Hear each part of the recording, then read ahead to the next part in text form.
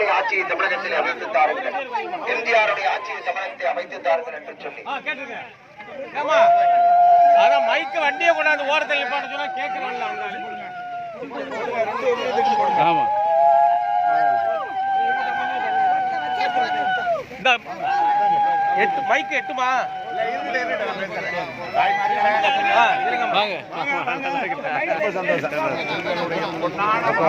வாங்க வாங்க வாங்க நல்லா இருக்கீங்களா?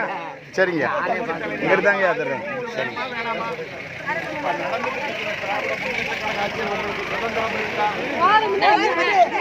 உலகம் பூரா கஞ்சா பழக்கம் ஓடிக்கிட்டு இருக்கா. சின்ன குழந்தையில இருந்து பெரிய ஆளுங்க வரைக்கும் மான மரியாதையோட வாழ முடியுதா? இந்த ஆட்சியை மாற்றணுமா வேணாமா? அப்படி மாற்றணும்னா நீங்க என்ன செய்யணும்? ரெட்டையெல்லாம் ஓட்டு போடணும். அம்மா ஆட்சியில நடந்துச்சா?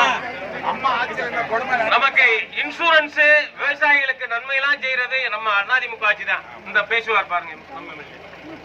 புரட்சி தலைவி அம்மா ஆட்சி மட்டும் வந்தா, ஐயா எடப்பாடியார் இந்த நாட்டை தமிழ்நாட்டு கையில நீங்க கொடுத்தீங்கன்னா எல்லாருக்கும் காங்கிரீட் வீடு, ஒவ்வொரு வீட்லயும் பிரிட்ஜ், குளிர்சாதன பெட்டி இல்ல, ஒவ்வொரு தாய்மார்களுக்கும் 2000 ரூபாய், அது மட்டும் இல்ல வருஷத்துக்கு 10,000 ரூபாய், மணமகளுக்கு தாலிக்கு தங்கம், அந்த மணமகளுக்கு பட்டு புடவை, மணமகனுக்கு பட்டு வேறு, நான் சொல்லிக்கிட்டே போகலாம். ஆனா திமுக ஆட்சியில் என்ன பண்ண, நான் வந்த உடனே வட்டி நகை நட்டெல்லாம் தோடெல்லாம் அடவு வை, நான் வந்த உடனே திருப்பி தரேன்னு சொல்லிட்டு ஏமாத்திட்டால.